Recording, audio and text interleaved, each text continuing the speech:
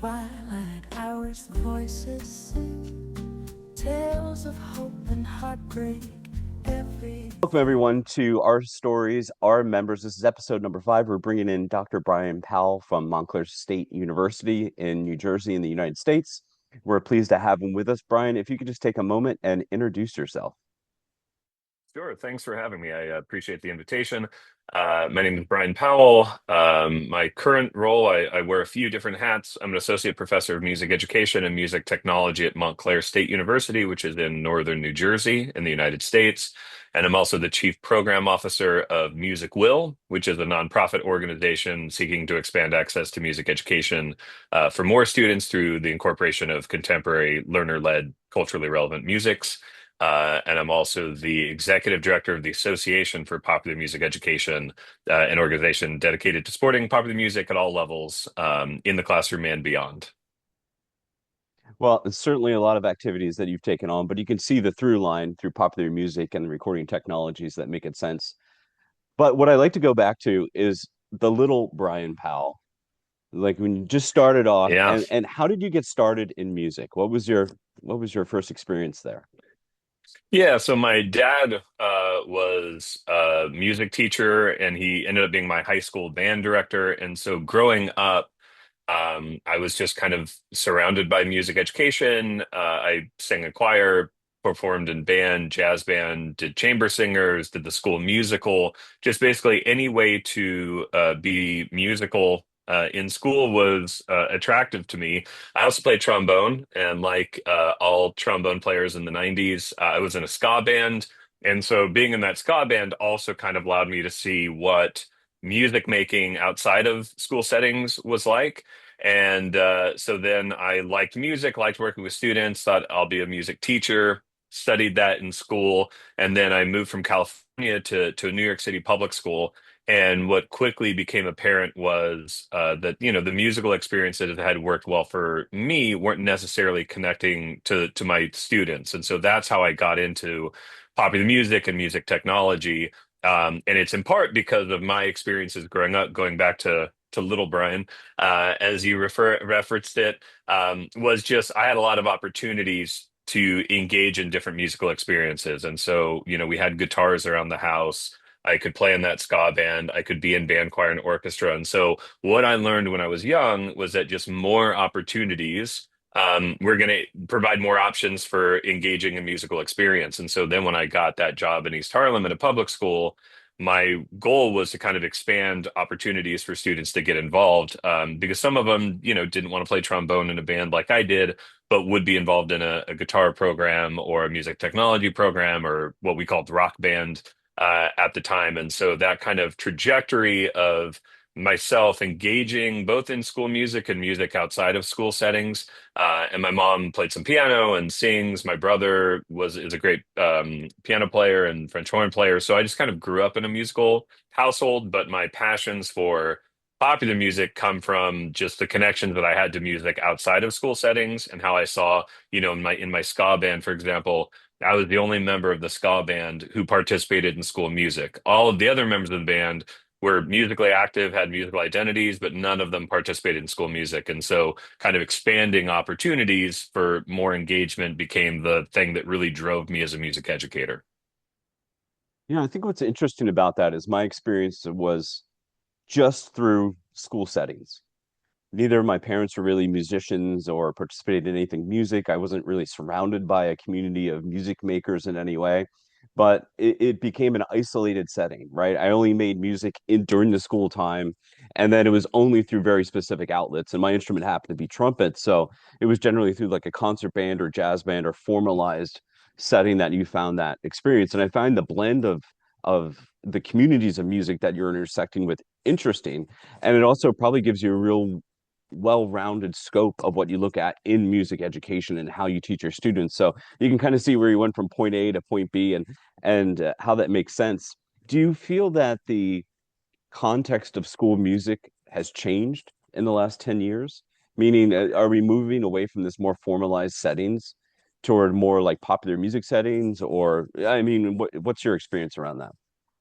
Yeah, I do think that, and again, I'm I work in the United States, and so my context is US based, but we're certainly seeing an increased presence of popular music in schools, in part because of the expansion of modern band music programming. We're seeing more music technology courses and what we call in the States CTE, which stands for Career and Technical Education, music technology sequences.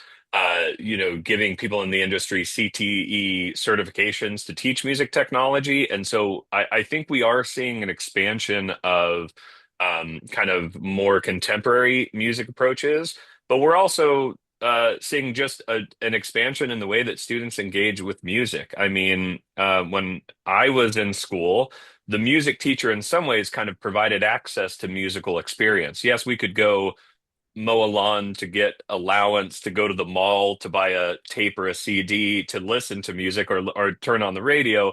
But the music classroom was a place where you got to kind of make and experience music. Now our students have, the entire recorded history of human sound in their pockets at all times. The AI is and TikTok and all of these technologies are changing the ways that we engage in music. And so looks like my picture is frozen on screen where my hand's right in front of my mouth. Maybe that's not what the people at home are seeing, but we'll see if my screen catches up to myself. When we think about the ways in which students are engaging with music outside of the classroom, I think we have to be changing what happens in the classroom. And that doesn't mean that we need to get rid of the traditions that are working well for students, but I do think that we need to be thinking, okay, how do we widen the door to music participation through the incorporation of more options? An analogy that I use often is high school sports. In America, we have American football, soccer, baseball, basketball. And if your high school or your secondary school only has American football and basketball and baseball programs, that's going to work really well for the students who want to participate in those sports. But we see from enrollment data that if you offer tennis or track or swimming or softball or any of these other options, it attracts more students because the student who wants to play on the tennis team might not want to also be on the football team. And the student who wants to run cross country, which is I don't know if these things, if these sports translate internationally, but you run for long distances. Those kids might not also want to be on the basketball team. And so when we have more options, we're going to engage more students. If we only prepare teachers to facilitate concert band, choir, and orchestra experiences, then they won't feel prepared to kind of offer those additional options that might be attractive to more students. And so I think that change happens slowly and then all at once sometimes. I do think that we are seeing change for a more inclusive music education experience. And I also think that there's a necessity to do that because of just the way that students continue to engage with music in new ways outside of the classroom. What's interesting to me is that not only has the accessibility aspect changed of how we can acquire music, but also the barriers of being able to perform music or write music have been lowered. So, for example, if you wanted to record a drum groove or a drum beat, you'd have to physically learn how to play the drum set. Now you can go online and you can simply drop in the beats and be able to do that without necessarily having the skills of playing a drum set. You can still create a drum beat. And I think it gives us a point that we have to reconcile in that what about is there value in traditional musics and teaching those skills and learning those skills versus just being able to access those skills and then perform it? And I sit at a very uh, different crossroads, I think, sometimes of that. Like, I think there's value to both. I think there's a value to opening up that doorway.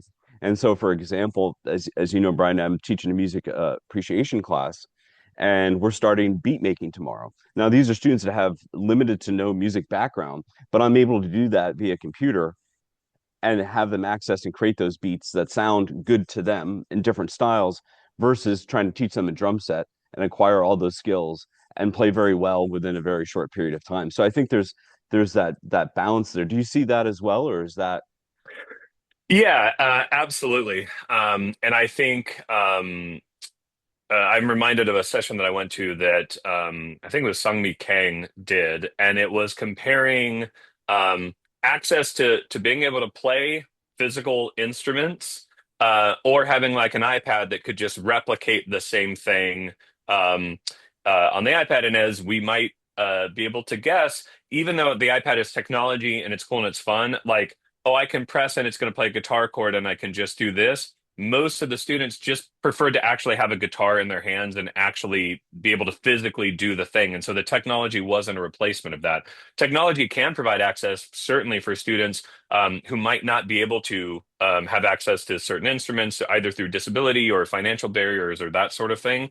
And so I think that, Andy Cricken, who you and I both know, has taught songwriting for a number of years. And in conversations with him, he would tell me, 15, 20 years ago, if a student signed up for songwriting, they already played guitar, they already played some type of keyboard instrument, and maybe they were looking to develop their craft.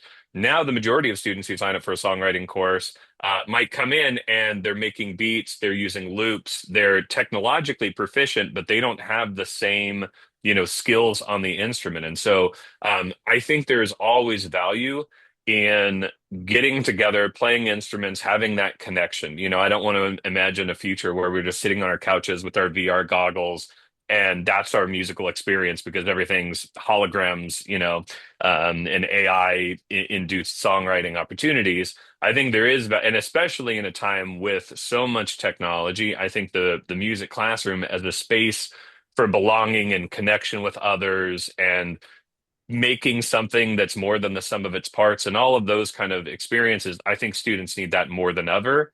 And I don't think those experiences are threatened by the inclusion of a music technology classroom into a school space or engagement in popular music. I think music ed is broad enough to facilitate both of those experiences, the kind of hands-on traditional ensemble experience and things where we can engage in creative music making right away through technology, loops, beat making, all of that sort of stuff. Absolutely. I think the more we can widen the doorway for people to walk through and the more access to things, there's just going to be more opportunities around. Now, with all of these varied roles that you have, do you have some sort of passion project that you're working on right now? Is there something that's like, this is what I love to do, this is what I'm working on, this is what I'm looking forward to doing, or are you just Yeah, consumed with your so roles? well, the benefit of my life is also the challenge is that my hobbies and my work, my leisure time activities and my work time activities overlap a lot to the point where sometimes I have to ask myself, like, wait, am I doing this for fun or because I'm preparing for work or because I'm getting ready to teach a workshop on this? And so maybe that's not the healthiest work-life balance to have, but there's a couple things that I'm excited about. We're seeing an increased presence of DJing in schools and wearing my music will hat. We're doing some professional development activities around DJing, and so to kind of prepare as a workshop clinician, because I'm not a lifelong DJ.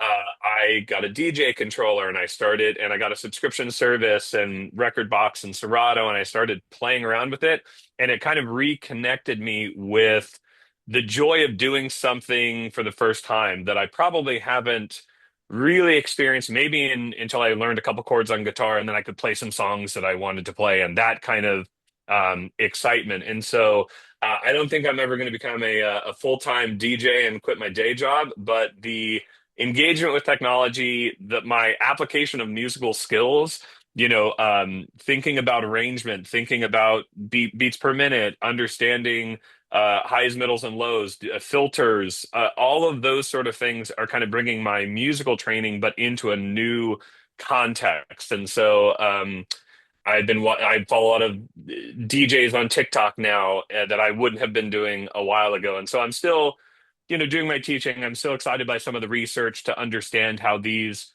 demographic participation studies of how some of these approaches are actually expanding access for traditionally marginalized populations.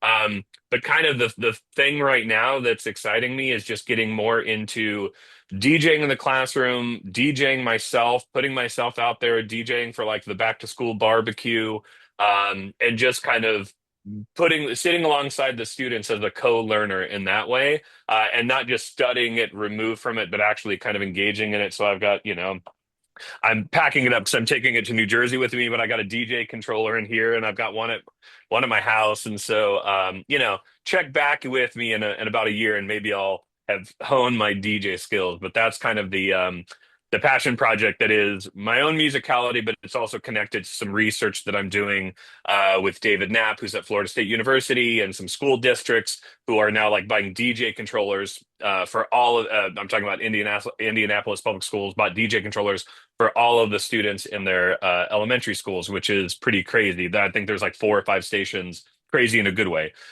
4 or 5 stations in each classroom. And so just thinking about effective professional development for teachers, thinking about the experiences that are going to work for those students, thinking about how DJing allows us, if we think of the artistic processes and the National Card standards of, performing, connecting, responding, and whatever the fourth one is that I would think about if I wasn't on a Zoom call with you right now.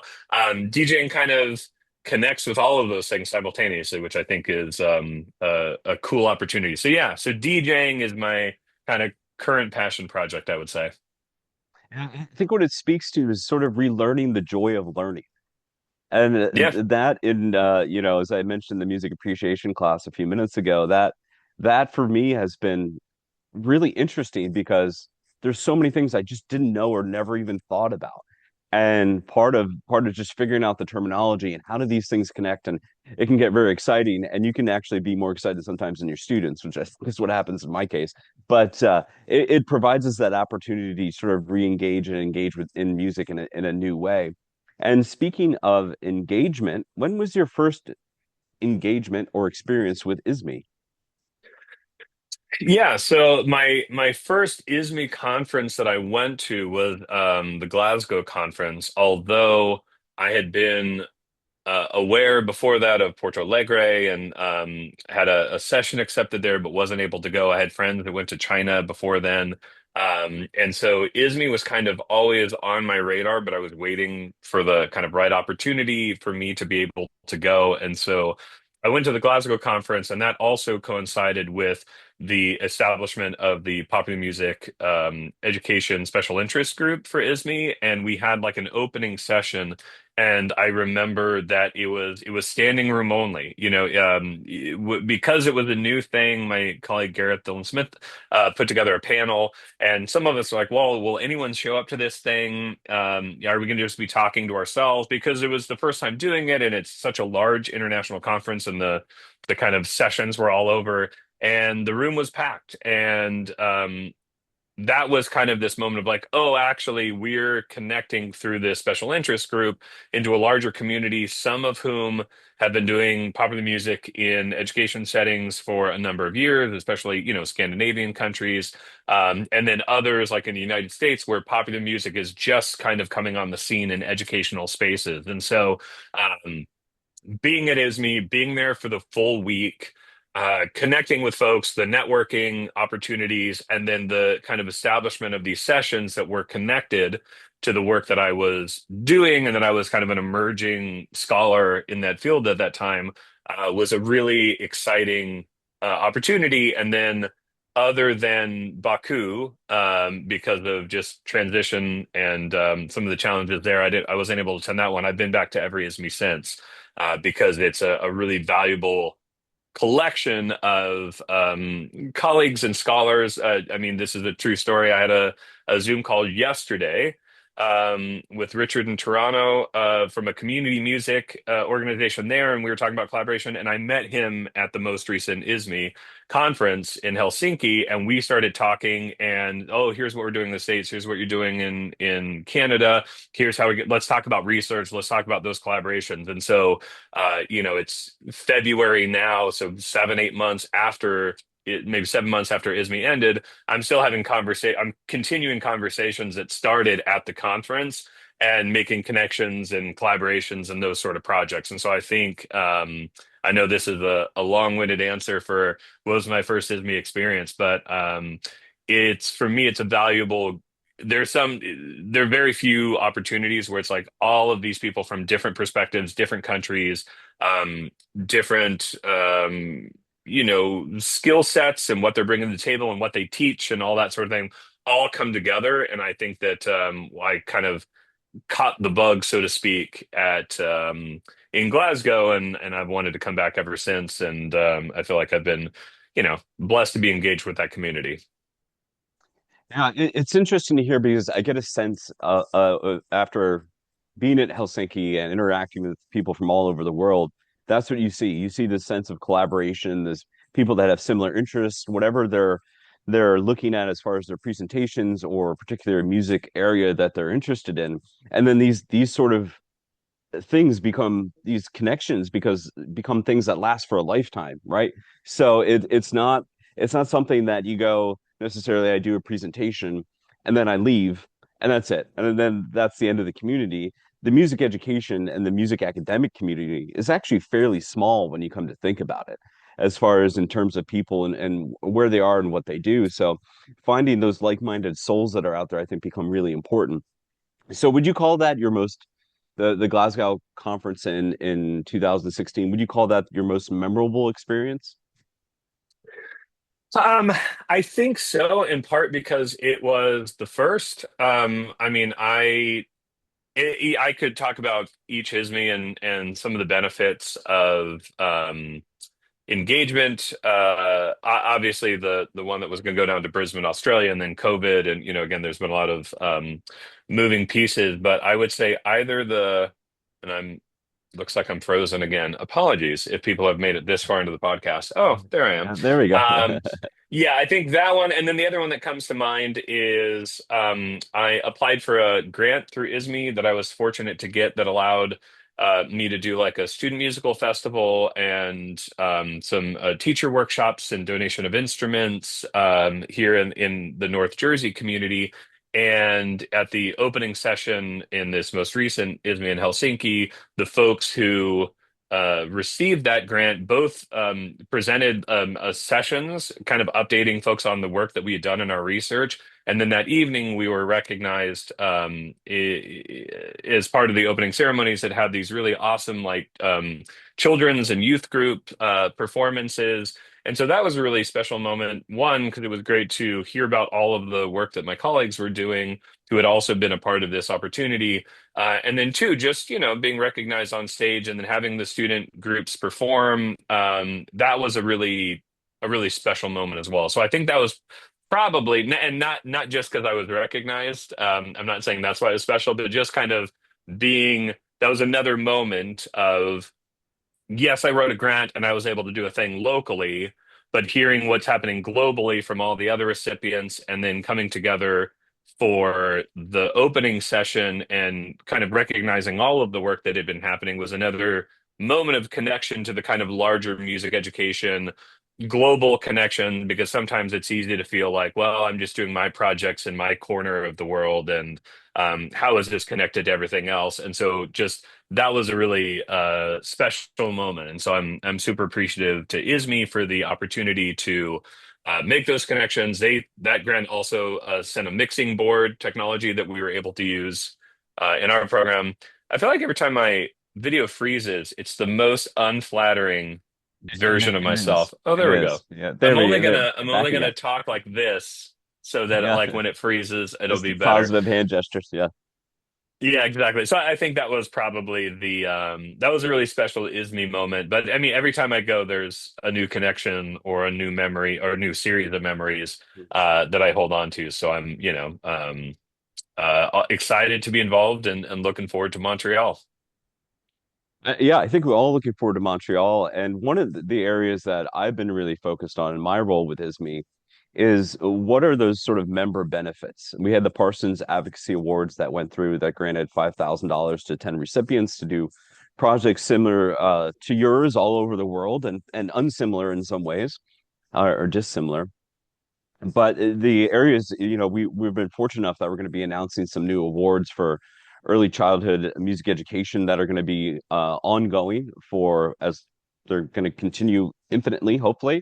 Other areas around instrumental vocal music teaching, there's going to be award in there, some teaching awards, some advocacy awards, things like that, that are really to help promote music education, music research all over the world. And it's one of those benefits becoming an ISME member is you have access to things like that because you have an organization that is actively seeking those sorts of funds in order to move music forward in some way, shape, or other, versus you trying to apply for a grant on your own, and you're one of, 100 recipients that come out, and maybe you get a Yeah. few $1,000s into that. I was fortunate enough in the US, we have the NEA grants, and I sat on the panel a few years back, and we sifted through 80, 85 applicants, and I think there was about three awards that went out, and they were like Yeah. maybe 10,000 each. I don't quote me on those. I don't remember the exact numbers. It's been a few years, but I just remember it struck me how many people were applying for really excellent projects and how little money was actually dispersed. So those become very challenging. And with ISME, when you have someone that's actively seeking those sort of funding opportunities to a smaller pool, immediately your chances go up that you're going to be able to receive something or receive special support in your area to that. So that's been exciting for us to really look at as an organization, and we're going to be continuing that through Montreal. Now, as part of Bryan's continuing involvement, he is actually the leader of the popular music, what's called a SIG, or a special interest group for ISME, which takes music education in different areas in music and their topics and narrows that down to form a common area of interest among our members. So we're thankful for Bryan's continued involvement for that and all of his wisdom info that he's shared throughout this call. So the last question I always ask is, what advice? It's interesting because I almost want to ask you a very particular question because I hear this a lot. I've been through the transition myself. But what advice do you have for somebody that looking to get into teaching or academia? And I would also phrase that with like, what about someone who might want to leave? So, for example, you taught in New York public schools, then you eventually left to work in the nonprofit world. And what was that Yeah. sort of transition like, or advice on either or both ends for you? Yeah, I'll try to maybe touch on both of those kind of briefly. But oftentimes, at least in the States, if you're a music major, there's a perception of like there's two careers, performance or teaching, and those are the only options. And so I kind of didn't realize that that's a better freeze frame. I'm feeling good about It that. is. Maybe, It is. can That's the you hear best one me all so right, far. Dr. Zollner? I can, Yeah, is yes, that the all the right, as voice long as is the audio perfectly is fine. cool, I Yeah. don't care what I look like. So yeah, it's like oftentimes if high school students might think like, well, I have to be a professional performer or I can be a teacher, and those are the only opportunities in music. Because I didn't really know that what a nonprofit or an NGO, non-government organization, or third sector, depending on where you are in the world, what those organizations did. And so yeah, I found my way to a music education nonprofit organization whose work was really closely aligned with the things that I was excited and passionate about. And so when I joined the kind of nonprofit world, there was an element of like, oh, I didn't kind of know this was even a thing. I hope this works out. And I've continued to work with what was Little Kids Rock, now Music Will, in various capacities over the last 11, now 12 years. Because there's a lot of spaces, and I know that teaching is challenging and it's rewarding. And for some people, that's what the career they want to make. And for other people, they might do it for a handful of years and find another opportunity that is still within music education, but doesn't necessarily have to be in the classroom. And then maybe they come back to teaching. And so I think kind of being open to those opportunities, there's a lot of career paths for a music educator. And if academia is one of those areas of focus, my personal advice is, do good work. You don't have to be in higher ed to be doing, conference presentations, to be going to the ISME conference, to be presenting, to be doing those sort of things. And so I was academically engaged in that work even before I accepted my university position. And two, just be true to who you are and what you're interested in. As someone who was into popular music, at a time when not a lot of music education programs in the United States wanted someone whose skill set was popular music and technology and contemporary music. There was an element of like, oh, I wonder if I'm a square peg in a round hole, or maybe I have to change what I'm interested in to find the right fit. And it took a few years for me to find a job where they were actually looking for the skill set that I had to prepare students to kind of do a diverse array of things in the classroom. And so there's certainly opportunities to continue growing and learning. There are advanced degrees, and maybe getting into full-time academia is one of those pathways. But there are, as I said, kind of previously, there's a lot of other pathways where people who are, academically engaged, or community centers or nonprofit organizations, there's a lot of organizations that need skill sets of highly trained music educators who are bringing perspective and expertise. And so I think being open to those opportunities, and I know I was kind of a little bit more narrowly focused early on in my career, of like, oh, I could do this, or I have to do something totally else. And it's like, no, actually, there are careers in music education, and growingly, I said growingly, which is not really a word, probably.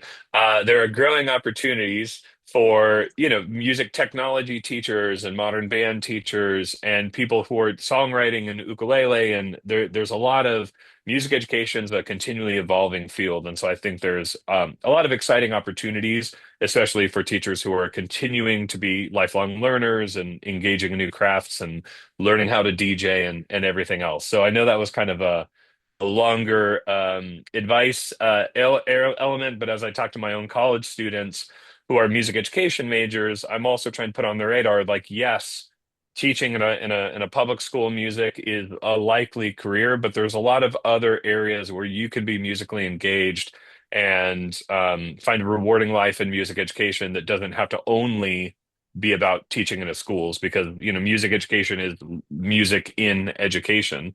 It's a much broader field than sometimes we think initially. Yeah, I think the key there is someone who's done a similar a jump is looking at it and say, taking a leap of faith sometimes, being open to those opportunities. And then the famous question that we get as teachers all the time, when am I ever going to need to know this? And the beauty of Hmm. learning is that you don't know when. There's certain skills that I learned being a high school band director that I was able to apply in the nonprofit world, and then take those similar skills over into other areas that are there for us, right? And sometimes we don't look wide enough to say, what can we do and where do those interests lie? But I'm with you. I understand the finding that passion, and sometimes it just takes a while to find that passion to connect and speak with us. Well, Dr. Powell, I'm so glad that we had the opportunity out of your extremely busy schedule to be able to talk a little bit today and connect, even with all of our freeze frames. If you made it all the way to the end, congratulations. Send me an email at isme@isme.org and say, hey, I made it to the end. But I thank you for joining our stories, our members, and please make sure to follow us on YouTube at ISME 1953. All right, take care, everyone. Thanks for the invite. That's